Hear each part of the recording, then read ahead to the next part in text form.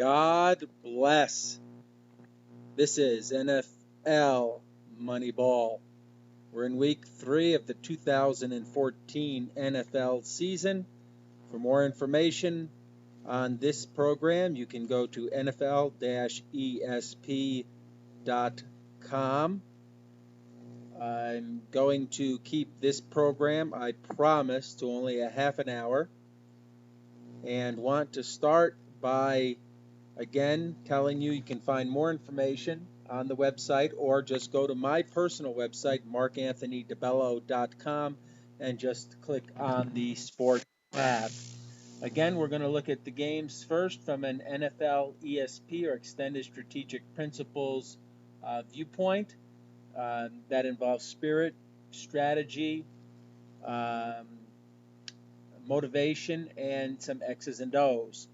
So, before we get into that, I want to add a little commentary quickly about some numbers I mentioned last week, and the situation in the NFL with abuse.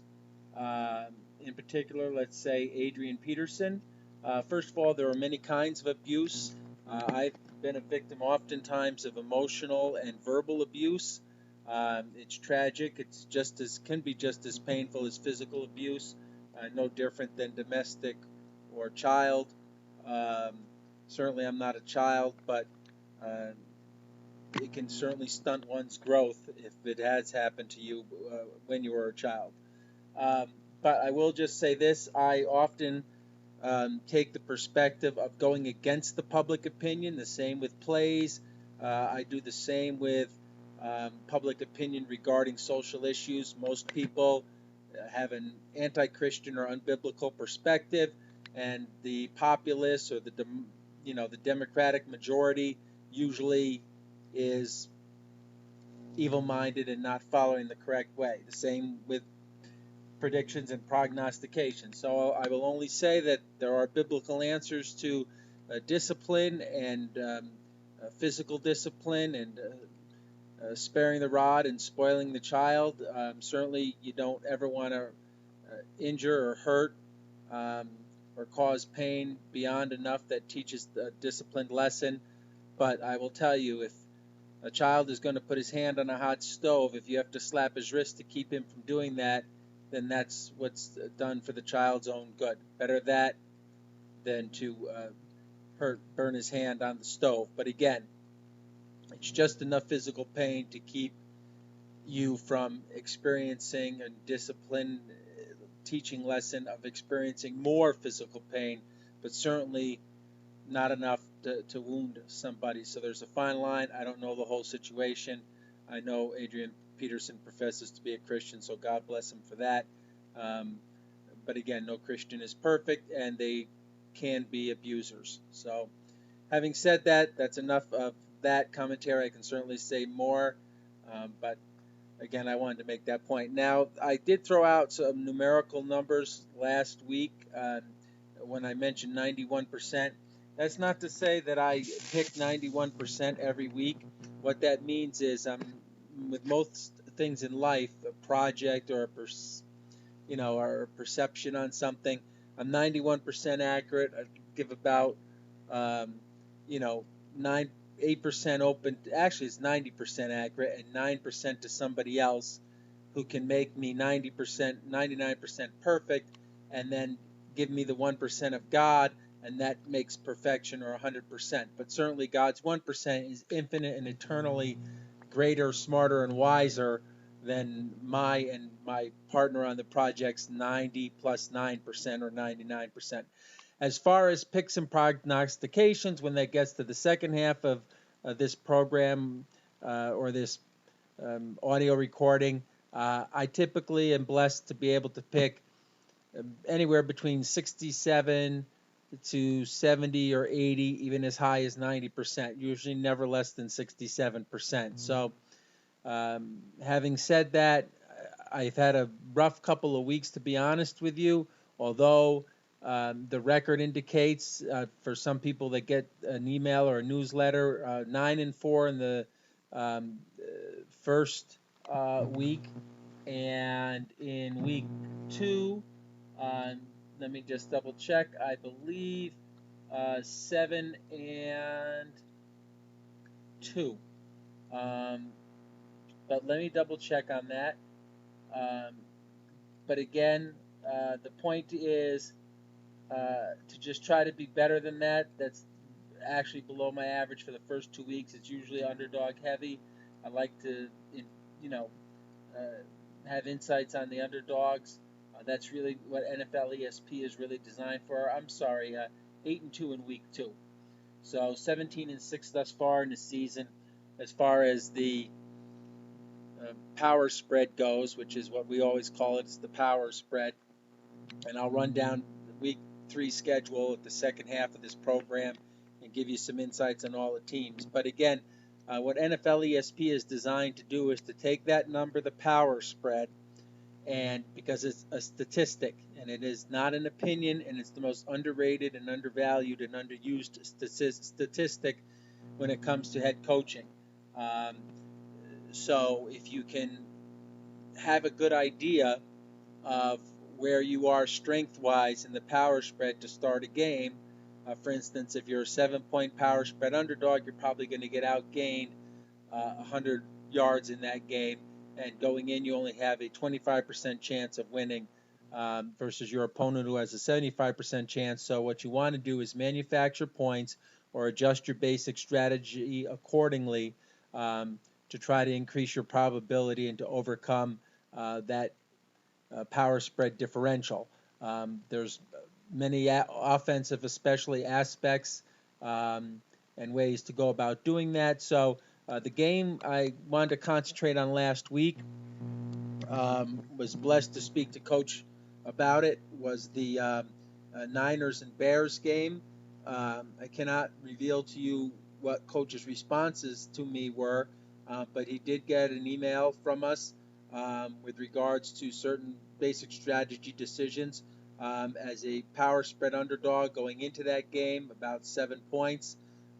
They overcame that and got on the positive side of the turnovers. But to Coach's credit, as I let him know and I'll let you know, beyond the strategy and the analytics, that was a masterful head coaching job by Coach Tressman. To have your team to be able to create turnovers like that, to have your team overcome an opening block punt, to have your team overcome injuries during the week, to be able to lead your team, to go to a stadium opening that the Niners were having, travel from Chicago to the West Coast.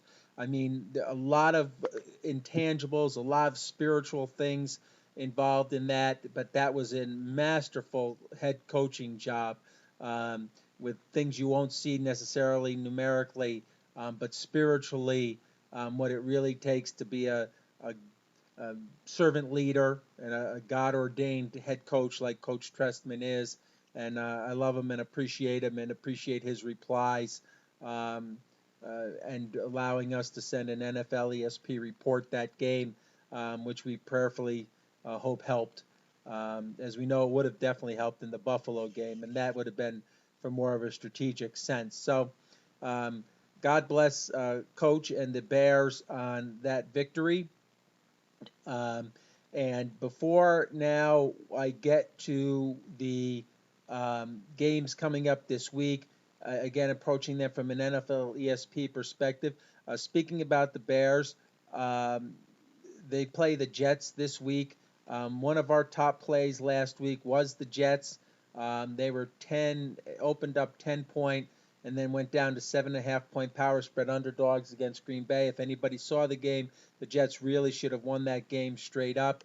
And that was definitely too many points to give Green Bay, or for Green Bay to give to the Jets. But I know you you listeners, God bless you, and I'm hoping that you can spread the word. We've doubled our listeners. I know it's a small number. I'm not doing a lot of advertising on this, but I'd like to at least double the listeners every week until the end of the season. But having said that, I will perhaps make more specific in a written, not a graph, but somewhere where you see this link posted, the actual plays that I'm endorsing or believe where there's a power spread differential in the favor of one team or another. For those of you who have an interest apart from NFL ESP, because other than that, you kind of have to read between the lines and listen to my wording, but that's okay because it can certainly be done. So we're about 10 minutes in on this broadcast, and I'm going to just give you a for instance on one of the games before we go, just to again give you a better idea of what NFL ESP is. And again, can be found at nfl-esp.com. And we also tie it into doing some television work and, trying to get the show NFL Moneyball on the air. And you can actually find some of that information on my reality television site, which is realitytvcontestants.com. Again, that's realitytvcontestants.com. So, having said that, just to give you an example, let's look at one of the games here. The Patriots are at home, and then I'll run it down again in the second half of the program for those of you with a financial interest. But the Patriots are 13-point or 14-point power spread underdogs to the Oakland Raiders. So in the NFL ESP package, or at least the introductory package, and one of the charts I use, I can tell you that a 14-point power spread underdog like the Raiders actually only have a 5.5% chance of winning that game. The Patriots, 94.5% chance. So typically, without getting into all the details, if you're the Patriots, you just want to play a solid, basic strategy game. You can afford actually up to, at least a couple or 2 or 3 turnovers and still have an advantage. If we rate in turnovers as the second most important thing behind coaching basic strategy decisions, which I talked about last week, it's coaching strategy decisions first, turnovers second, home field advantage third, and then lastly would be X's and O's, which is primarily quarterback extended time in the pocket. You would want to, track the turnovers, plus or minus 4 for an interception, plus or minus 3 for a fumble, and then the added difference if it happens to be a touchdown, and then the conversion, typically usually about 7 points. So in that sense, the Raiders could even get 2 pick sixes for touchdowns, interceptions, let's say, and then that game would just about be ranked even, 50-50. You follow? That would be 14 points in advantage, and then from there they could actually, play that game 50-50. So again, if you're the Raiders and you're not getting turnovers, what you want to do is you want to be aggressive in your calls, whether that's an onside kick, a fake punt, whether it's going for 4th downs, 2-point conversions, creating turnovers. Obviously, both teams are trying to do that. And then there's other factors as well. And one primary factor is that you want to slow the game down. New England likes to run a hurry up. That's to their advantage, especially home favorite, 14-point power spread favorite. So you really want to slow the game down if you're the Raiders and run less plays. If you do that, you'll gradually increase your probability percentage from 5.5% up closer to 50. And again, we have a chart. I'll give you for instance, an obvious picking game is 50-50.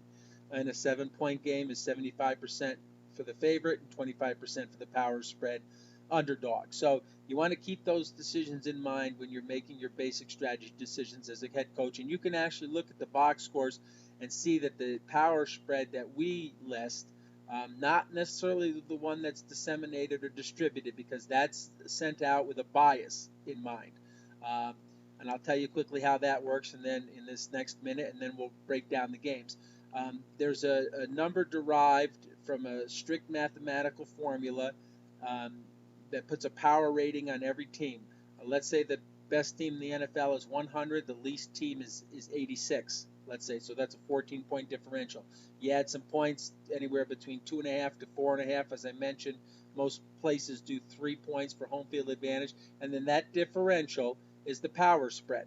So if one team's 100, let's say, the other team is 90, that's a 10-point differential. If that team with 100 is at home, give them 3 points for home, so they'll be 13-point power spread favorites. However, when that number is disseminated, it's disseminated with a bias, so those who invest on the wrong side. And then after that number is disseminated, there are other pros, professional players who understand the power spread. They'll invest into it, move that number a little bit one way or the other, and then as the week goes, and again, I'm not giving you all the details, but as the week goes and the media and public opinion moves, that number moves like a barometer, one way or the other, toward whomever the people, the general public, is investing in. So again, by the time that number comes out in the end of the week, it's been skewed once, twice, three times over, and it's not the accurate power spread number. That's the first thing we give to these NFL head coaches, the accurate power spread number. It's not enough to just look in the paper, although that will at least give you some idea, and it's better than not looking in the paper, okay? So we're 15 and a half minutes into this program, and let me run down, for those of you who have a financial interest, let me run down these games, and then we're also kind of going to give you some thoughts we have on the season. The first game on tap is the Chargers and the Bills. Games of pick'em moved to -2 for the Bills. Did some work. The Chargers look like a very good team this year. I think they're actually a playoff team, and they could actually, and I believe they're going to win that AFC West and beat Denver. Denver's going to get the wild card. So I like the Chargers in this game, but then again, I also would lean toward the Bills. So this game I would not play, but I would definitely watch how the Chargers perform.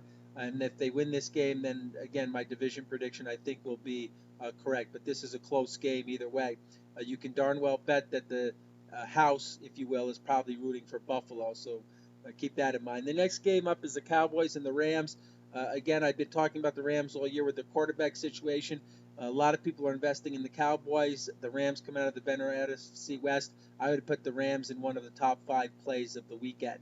The Redskins against the Eagles. If you saw the Eagles-Colts game, we really liked the Colts last week. They had a couple really bad calls that lowered their home field advantage. In fact, it negated it, and it gave the advantage to Philadelphia. 2 terrible bad calls, one on a horse collar and one on a missed interference.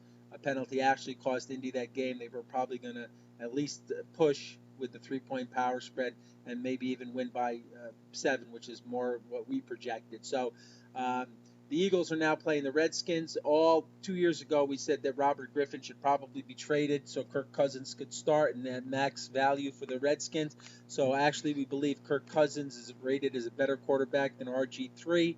And the Eagles are a bit overrated, and no team is 7 points better probably in that division than enough. The Redskins actually had a pretty good defensive performance, and I think the Redskins are going to do surprisingly much better with Kirk. I know they're going to do much better with Kirk Cousins, so we definitely like the Redskins with a power spread differential of 7 points. The Texans are playing the Giants. Did some studying on the Texans and think, and we projected this about 6 months ago, that the Texans would probably or win that division with the Colts, or at least get the wild card, and we still believe that. Now it looks even more because of the starts that the Texans, as soon as they can get Clowney back, will even be more effective. The Colts building up injuries, that the Texans might well win that division. The Colts struggling for the wild card, but I can certainly see both teams getting into the playoffs. The Giants are a bad team, as we said. We're always waiting for Ryan Nassib to get the start there for the Giants to improve, but the Giants do look good this week because of the turnovers and being a home dog, and most people are probably investing in the Texans. So definitely we want to lead toward the Giants. That's one of the top maybe 6 plays, getting 2.5 points. The next game is the Vikings-Saints. The Saints are heavy favorites. If you had to invest, you would invest in the Vikings because everybody's investing in the Saints, but that's not a game worth playing. Adrian Peterson out of the lineup. Definitely you don't want to invest in the Vikings, and you certainly know how bad it is to invest in the Saints thus far, who are 0-2, and the public and media, who is not overrated as experts. They're not experts at all. Just listen to the media and go the other way, except for God bless this program and you'll be safe. So again, I wouldn't invest in that game. The Titans are playing the Bengals. Did some studying in this game. And the Bengals, again, we believe the Bengals are overrated. I don't believe they're 7 points better than the Titans. You'd probably want to take the Titans if you had to take this game. I can definitely see the Bengals winning, though, and then going 3-0 into the bye week. But then after the bye week, watch for the Bengals to come back down to earth. This is an overrated team, and I don't even like them to make the playoffs as we projected months ago in that division. The next game, and here's another game from that division, the Bengals division, the AFC North, and that's the Ravens and Browns. And as we've heard here say about the Browns, this is a very good, surprising team. And I've already shocked that they're 1-1. Um, Not shocked. I knew they're a good team. I thought they'd be 0-2 and then streak, but now being 1-1, they look even better. They rank high. They score high in a lot of indexes. I think they're going to actually beat the Ravens. I'm sorry, this weekend. A lot of people are investing in the Ravens. I really like the Browns. And again, after the bye week, their schedule gets very easy. If they can find a way to get Johnny Manziel in that lineup, I can certainly see the Browns, believe it or not, winning this division. As an investment in some places, I know where they have the Superbook contest in that at the Westgate Hotel in Las Vegas. That the Browns were 10-1 when we liked them. They're probably down to about 8-1 now, and are a good investment for those interested in that sort of thing to win that division. We've got about 9 minutes left to go in the program, and I think we can get through all these teams in all these games. So again, the Browns are one of the top plays. We're going to put them in the top 4 or 5. And when we send out an email, you'll see if you get it, or we kind of give a percentage to our selections. Last week, our 90% selection was the Jets. That hit. The week before, our 90% projection was Seattle. Prediction that hit. And then we rank them accordingly. Obviously, nothing less than 50%. So rank them usually anywhere from 90, 85, 75, 70%. And again, I mentioned what the record was so far this season. And again, it's an off start, believe me, for us. For me especially. God bless me. So the next game up is the Packers and Lions. No real indexes here, again, just believing the Lions improved with their discipline, although I did watch a couple of their games, and it doesn't look like they did. But I know that's a step up from Caldwell, from Coach Caldwell from Coach Schwartz. The Packers made a surprise, improbable comeback against the Jets. They did score well in the box score and some of the data that I looked at, but again, that was a game last week. Should have been the Jets win. They had that blown timeout on the last near the last play there at the end of the game when the offense coordinator made a timeout call, or I believe wholeheartedly the Jets were going to win that straight up, and that was one of our top projections at 3.5-1 as an investment. But again, the Jets covered the power spread and had that game won most of the game, and that was our top play from last week. So we were blessed to hit that. The next game up is the Colts and Jags. We already spoke a little about the Colts game. I wouldn't go near this game. You know everybody's investing in the Colts. I already have data that shows that. But you can't really hardly invest in Jacksonville. This is not a good team, as I mentioned. So I would typically stay away from that game. It could probably land right on that number 7. But no investment there. The next game up, I already broached upon briefly, the Raiders and the Patriots. You know everybody's investing in the Patriots, and that number is high, if it's 14 especially. The Raiders didn't do as badly as they looked in their first 2 games, and you would actually want to play the Raiders here. So I put the Raiders in I think I gave them about a 65% chance of covering this game as power spread underdog. So you can put the Raiders on that list. Did some more studying on this next game, the Cardinals and 49ers, and the Cardinals look like, as we projected early on, a playoff team. They had a backup quarterback last week when an improbable, although we liked Arizona, we knew the Giants were terribly overrated with the backup quarterback. And once Carson Palmer gets back in there, I can actually see the Cardinals beating out the 49ers for the wild card, and the Niners not making it to the playoffs in that division. We're still going to give Seattle the number 1 spot there. But the Cardinals, we believe, as we projected 6 months ago in our first phase of projections, with now our final phase being watching all the first 2 games on TV. We didn't do that.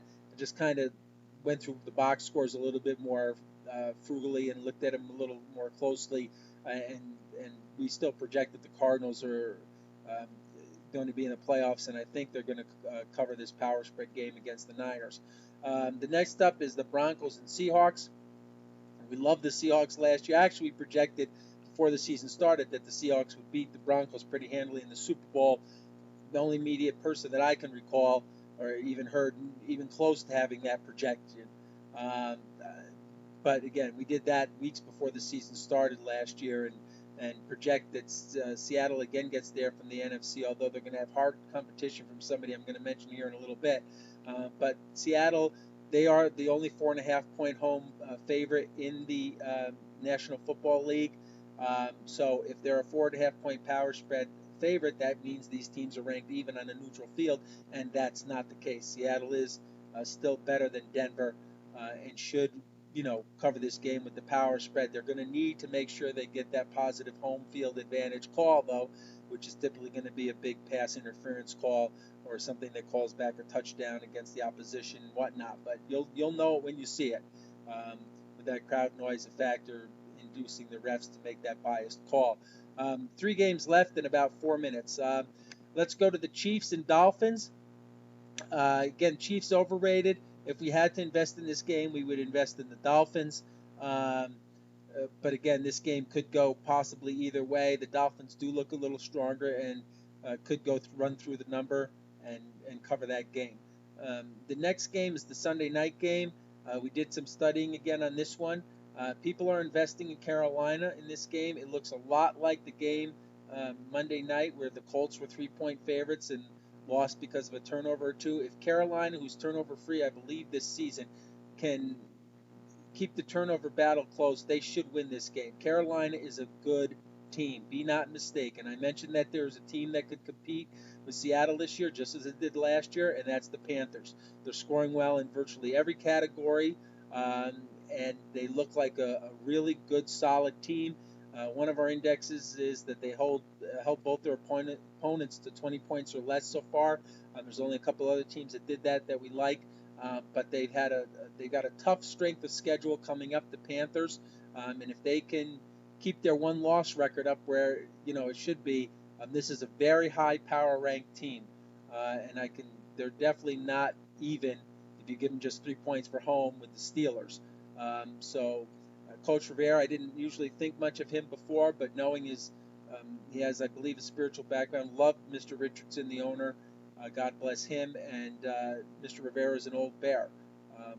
Again, really like the Panthers, and definitely the only way the Panthers can lose this game, put it this way, is if they have at least negative, from most people's standards, negative 2 turnovers, which in our parlance is, like I said, -3 for a fumble, 4 for an interception, but definitely Carolina. The final game on Monday night is the Bears again on national TV. God bless.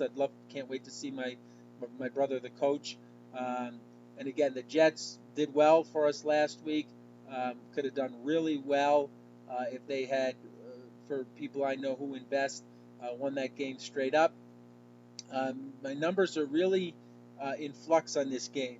In some regards, I can clearly see the Jets being, getting out to the lead like they did against Green Bay and Chicago, not coming back. And then in some other data I actually have the Bears as the much better team than the Jets. But again, I projected the Jets, and we did, to make the AFC wild card. And I'm going to try to run through those divisions here in the last 2 minutes and give you some projections. But I wouldn't really invest if you didn't have to in this Jets and Bears game. So looking at the divisions really fast, in the AFC East, we still think that the Patriots are going to get there. In the AFC North, again, I believe if it's not Baltimore, Cleveland is going to surprise in that division. Cincinnati will falter, and Pittsburgh will come in fourth. And again, I'm not giving you these exactly. I'm just giving you, through the spoken word right now. In the AFC South, Houston and Indy's going to have to now struggle for a wild card, but they could come from that 0-2 where they say that the percentage is against you. It's like 15% to make the playoffs. But I think still Houston is going to be there, and maybe, still Indy, but definitely Houston out of that division. And in the West, again, now it looks like the Chargers are the better team than Denver. Denver's got a tough schedule. They're going to have a Super Bowl hangover. They're going to be overrated. They should still be the wild card, so I think San Diego and probably Denver still get in from that division. In the NFC East, it's got to be the Eagles still. Giants and Cowboys, no. Redskins improved, will probably get second in that division with Kirk Cousins. To the North, again, the Packers I seem to underestimate. Look pretty solid again this year, but again, that's a 3-way division, and I think ultimately it'll be a 2-way by the end of the year between Detroit and Chicago, coming down to the last game, last play of the season between those two. Minnesota definitely now fourth with Adrian Peterson out. In the South, Carolina, everybody likes New Orleans. Atlanta, no. Look for Carolina in that division. And then in the West, Seattle on top, Arizona right there as a wild card, and I believe that Niners probably won't make it. they're going to be really close. So, again, this is 30 minutes. This is Mark Anthony DeBella with NFLESP.com. God bless.